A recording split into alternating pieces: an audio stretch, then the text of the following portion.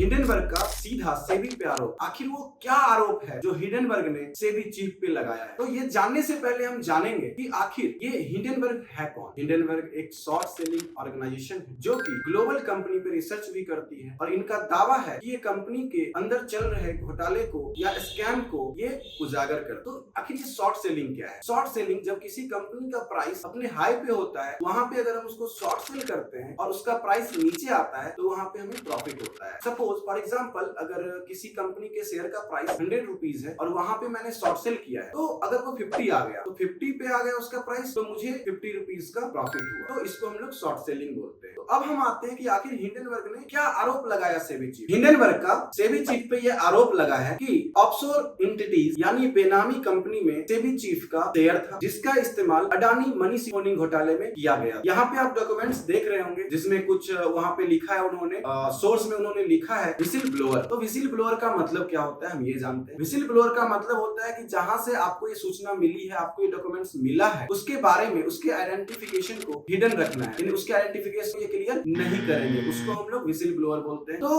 अगर ये चीज क्लियर नहीं है कि आखिर ये सोर्स क्या है, तो हम इस चीज को कैसे मान ले कि इनका जो लगाया हुआ आरोप है ये सही है। तो हमें और आपको ये जानना होगा कि आरोप और गुनाह दोनों में डिफरेंस होता है। तो जब तक ये हिंडनबर्ग का लगाया हुआ आरोप साबित नहीं हो जाता है सही, तब तक हम सेबी चीफ को गुनहगार नहीं मान सकते। आपको बता दें ये वही लोग हैं जो LIC एंड SBI इन दोनों को भी बैंकरप्ट घोषित करने के पीछे लगे हुए थे। लेकिन क्या आज SBI और LIC का ग्रोथ आप तो देख ही रहे हैं कितना। हिंडनबर्ग का जॉर्ज सोरस जो कि दुनिया के सबसे बड़े फॉरेक्स ट्रेडर है, अभी से पहले कुछ दिन पहले उनका एक स्टेटमेंट आया था, उन्होंने $1 बिलियन रखा है इंडियन गवर्नमेंट को गिराने के लिए। इस पे हिंडनबर्ग का रिसर्च नहीं आएगा। इंडिया के अंदर बेरोजगारी को लेके हिंडनबर्ग का रिपोर्ट नहीं आएगा। आज 42,000 से ज्यादा एम्प्लॉय आज अडानी ग्रुप में है, उनका क्या होगा उसका उस पे रिपोर्ट नहीं लाएंगे हिंडनबर्ग, क्योंकि उनको फर्क नहीं पड़ता है, वो शॉर्ट सेलर है। बस उनका काम है शेयर के प्राइस को नीचे लेके जाना और अपना प्रॉफिट करके निकल जाना। आपको मैं बता दूं कि 18 मंथ पहले हिंडनबर्ग का एक रिपोर्ट आया था अडानी ग्रुप पे, जिस समय अडानी ग्रुप का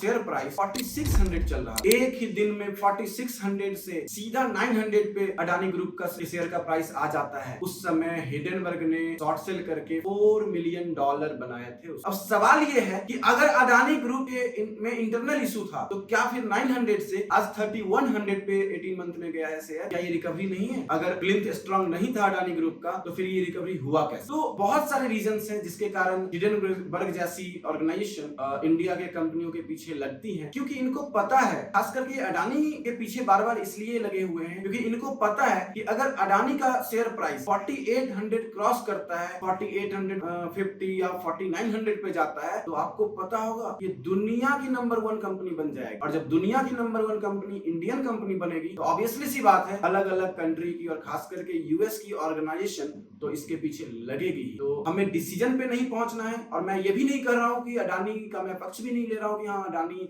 बिल्कुल क्लीन है, ठीक है, या सेबी बिल्कुल क्लीन है, लेकिन हमें कंक्लूजन पे नहीं पहुंचना है। हमारा काम है रिसर्च करना, लेकिन अभी कंक्लूजन जो निकलेगा उसका इंतजार करना है कि आखिर कंक्लूजन क्या निकलता है। लेकिन मेरे अकॉर्डिंग, जो मेरे रिसर्च के अकॉर्डिंग था, मैंने इस वीडियो में वो बताया। बाकी ऐसे ही रिसर्च वाले वीडियो के साथ मिलते हैं फिर अगले वीडियो में। Thank you.